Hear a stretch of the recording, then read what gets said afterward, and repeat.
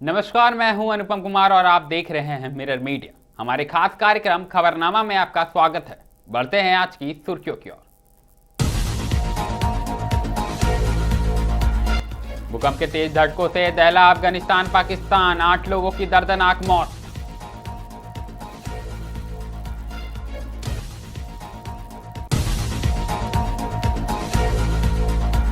महाराष्ट्र के नासिक में दर्दनाक हादसा, कुएं में गिरी कार, एक ही परिवार के 9 लोगों की मौत।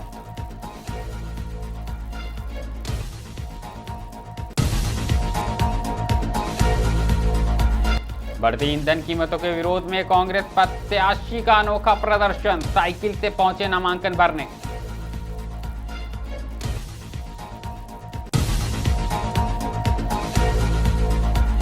1 करोड़ के इनामी माओवादी प्रशांत बोस का हुआ निधन। झारखंड, बिहार समेत कई राज्यों में 200 से अधिक वारदातों का था मास्टरमाइंड।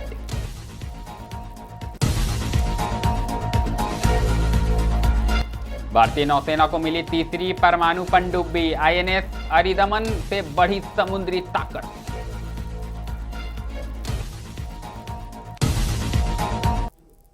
अब खबरें विस्तार से।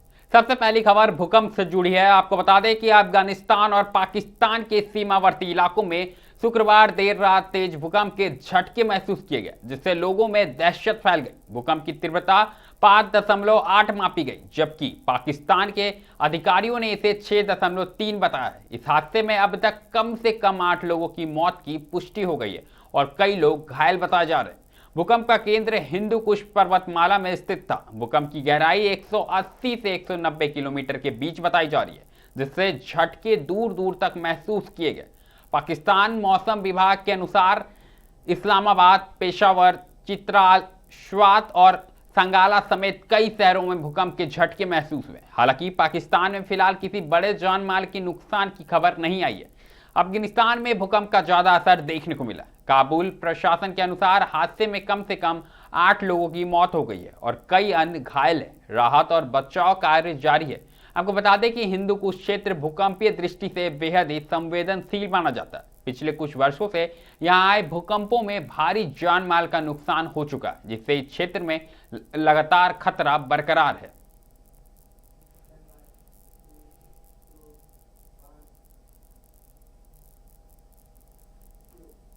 महाराष्ट्र से बेहद ही दुखद खबर सामने आई है। आपको बता दें कि महाराष्ट्र के नासिक जिले में शुक्रवार देर रात एक दिल दहलाने वाला हादसा सामने आया, जहां एक कार अनियंत्रित होकर पानी से भरे कुएं में गिर गई। इस भीषण दुर्घटना में एक ही परिवार के 9 लोगों की दर्दनाक मौत हो गई, जिससे इलाके में मातम पसरा हुआ है।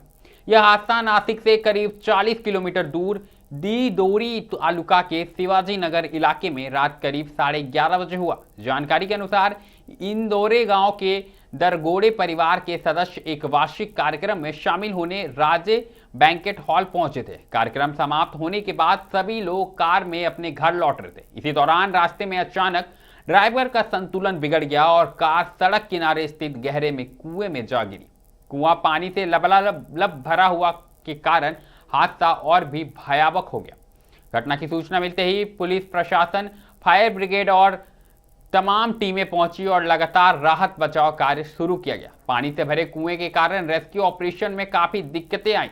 कड़ी मशक्कत के बाद देर रात 2 क्रेनों की मदद से कार को बाहर निकाला गया। कार से 9 शव बरामद किए गए, जबकि एक लापता लड़की का तलाश अभी भी सर्च ऑपरेशन चलाया जा रहा है। मृतकों में सुनील दत्तात्रेय दरकोंडे, उनकी पत्नी रेशमा, बेटी राखी उर्फ गुणवती सहित परिवार के तमाम लोग शामिल थे।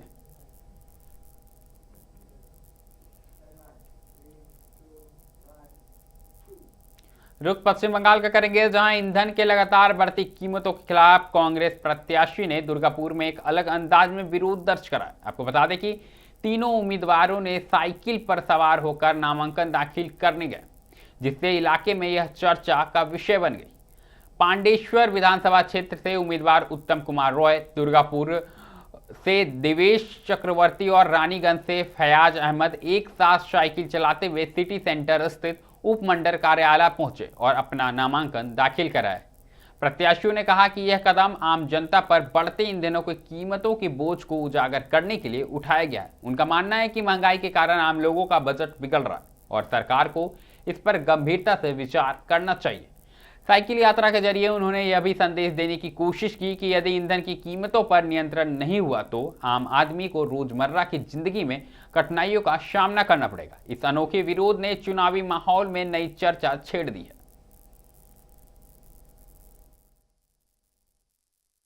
ভূমিপুত্র আমাদের জায়গায় দুর্গাপুর তৈরি হয়েছে ডক্টর বিধান চন্দ্র রায়, আনন্দ গোপাল মুখোপাধ্যায়, লাবণ্য গোপাল ঘটক। এদের অবদান কি? এদের সম্বন্ধে বলে আমি সময় নষ্ট করব? মানুষ ভালো বুঝবে, মানুষ চুজ করবে কে দুর্গাপুরকে বাঁচাতে পারবে। তাই সংবিধান হাতে, সংবিধান হাত বাজলে সংবিধান বাঁচবে, সংবিধান বাজলে দেশের মানুষ বাঁচবে। সেই জন্য সংবিধান নিয়ে আমি আজকে নমিনেশন করছি। মানুষ বিচার করবে কে যোগ্য, কাদের কথা তুলে ধরতে পারবে, যোগ্য কে, সেটা বিচার। আপনার কি মনে হয় উন্নয়ন তো যেখানে যাবেন একটা কাছের কাছে যান, কংগ্রেস। আপনি শিল্পের কাছে যান, জন্মদাতার নাম কি, কংগ্রেস। বন্ধের মুখে বন্ধ হয়ে গেছে, একটা দেখায় তারা বলুক না। এমপ্লয়মেন্ট জেনারেট কোথায়, কলকারখানা কোথায়, মানুষ জল পাচ্ছে না, পরিষেবা কোথায়, নির্বাচনে যেতে পারছে না। বামপন্থ 34 বছর ছেড়ে গেছে, 2 বছরেই শেষ।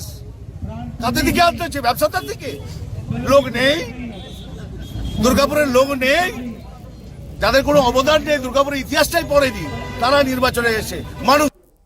बात राजधानी रांची की करेंगे, जहां प्रतिबंधित नक्सली संगठन भाकपा के शीर्ष नेता और पॉलिट ब्यूरो सदस्य प्रशांत बोस उर्फ किशन दा का शुक्रवार को निधन हो गया। बता दें कि 75 वर्षीय बोस की तबीयत अचानक बिगड़ने के बाद उसे कड़ी सुरक्षा के बीच जेल से अस्पताल लाया गया, जहां इलाज के दौरान उसने अंतिम सांस ली। डॉक्टरों के तमाम कोशिशों के बावजूद उसकी जान नहीं बचाई जा सकी। जानकारी के अनुसार सरायकेला जेल में बंद प्रशांत बोस की हालत शुक्रवार सुबह अचानक गंभीर हो गई।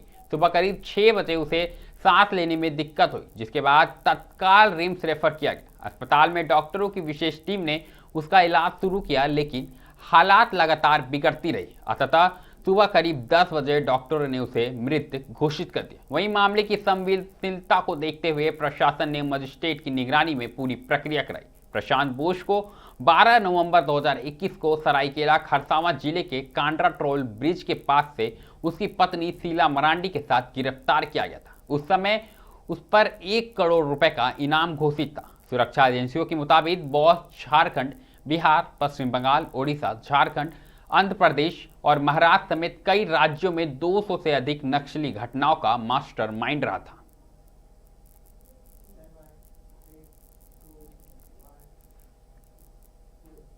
अगली खबर भारतीय नौसेना से जुड़ी है। आपको बता दें कि भारतीय नौसेना ने अपने सामरिक ताकत को और मजबूत करते हुए तीसरी स्वदेशी परमाणु शक्ति से लैस पनडुब्बी INS अरिदमन को आधिकारिक तौर पर अपने बेड़े में शामिल कर लिया। इस अत्याधुनिक पनडुब्बी का कमिश्नरिंग समारोह शुक्रवार को विशाखापट्टनम में आयोजित किया गया, जहां रक्षा मंत्री राजनाथ सिंह ने इसे राष्ट्र को समर्पित किया। INS अरिदमन अरिहंत श्रेणी की तीसरी पनडुब्बी है, जिसे भारत के महत्वाकांक्षी प्रोजेक्ट यानी ATV के तहत पूरी तरह स्वदेशी तकनीक से विकसित किया गया है। इस परियोजना का उद्देश्य भारत को परमाणु त्रिआयामी क्षमता में आत्मनिर्भर बनाना है, जिससे देश जमीन, हवा और समुद्र यानी तीनों माध्यमों से परमाणु जवाबी कार्रवाई देने में सक्षम हो सके। इस पनडुब्बी के शामिल होने से भारतीय नौसेना की समुद्री सुरक्षा और भी प्रतिरोधक क्षमता में उल्लेखनीय वृद्धि होगी। INS अरिदमन लंबी दूरी तक बिना सतह पर आए गुप्त रूप से ऑपरेशन करने में सक्षम है, जो इसे दुश्मनों के लिए बेहद ही खतरनाक बनाता है। इसमें आधुनिक मिसाइल प्रणाली और अत्याधुनिक सेंसर लगाए गए हैं, जो इसे युद्ध के दौरान सटीक और प्रभावी बनाती है।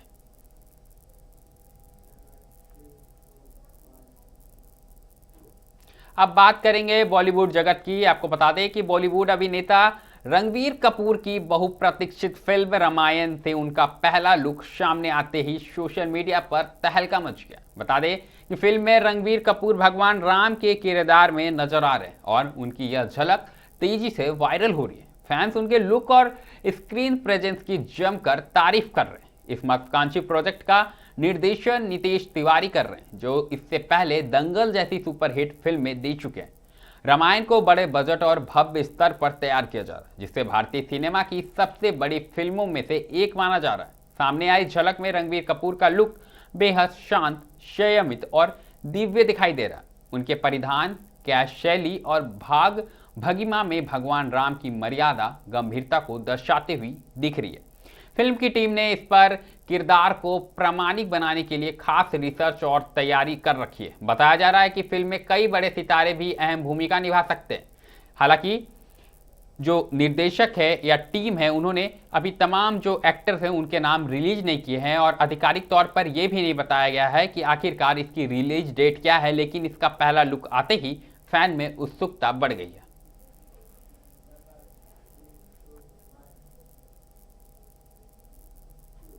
बात एक बार फिर हम मौसम की करेंगे। आपको बता दें कि झारखंड में मौसम का बदलाव लगातार जारी है। कभी बारिश तो कभी गर्मी से लोग परेशान हैं। इसी बीच मौसम विभाग ने बड़ा अपडेट जारी किया। बता दें कि राजधानी रांची समेत राज्य के कई जिलों में दोपहर शुक्रवार को बारिश होने के बाद कहीं ना कहीं तापमान में बड़ी गिरावट दर्ज की गई है, जिसके बाद एक के बाद एक ये गिरावट का दौर जारी है। इसी बीच आपको बता दें कि मौसम विभाग का कहना है कि अन्य जो दिन है, आने वाले दिन है, उसमें भी बारिश का दौर यूं ही जारी रहेगा। ये जो कारण है पश्चिम बंगाल में साइक्लोनिक सर्कुलेशन के कारण हो रहा है। इसका असर साफ तौर पर झारखंड के तमाम जिलों में देखने को मिलेगा। खासकर गढ़वा, लातेहार, लोहरदगा, गुमला जैसे जिलों में ओलावृष्टि भी हो सकती है और इसे लेकर ऑरेंज अलर्ट जारी किया है। इन इलाकों में तेज हवाओं के साथ बारिश और ओले गिरने की संभावना जताई गई है, जिससे फसलों को नुकसान हो सकता है।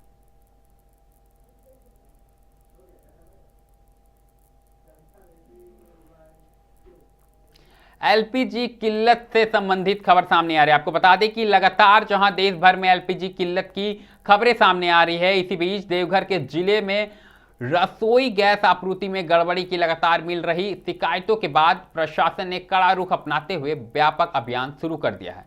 बता दें कि अवैध रिफिलिंग और कालाबाजारी के खिलाफ चल रही कार्रवाई में कई जगहों पर एलपीजी सिलेंडरों का अवैध भंडारण और उसे ऊंचे दामों पर बिक्री का खुलासा किया गया है। प्रशासन की टीम ने त्वरित कार्रवाई करते हुए मौके से कई गैस सिलेंडर जब्त किए और संबंधित दुकान को तत्काल प्रभाव से सील कर दिया गया। अधिकारियों ने स्पष्ट चेतावनी दी है कि उपभोक्ताओं को ठगने या नियमों का उल्लंघन करने वालों के खिलाफ सख्त कानूनी कार्रवाई की जाएगी। इस दौरान मां तारा गैस एजेंसी का भी औचक निरीक्षण किया गया। निरीक्षण के दौरान एजेंसी प्रबंधन को निर्देश दिया गया कि होम डिलीवरी सेवा को तुरंत दुरुस्त किया जाए और लंबित गैस बुकिंग को प्राथमिकता के आधार पर जल्द से जल्द पूरा किया जाए, ताकि उपभोक्ताओं को परेशानी ना हो।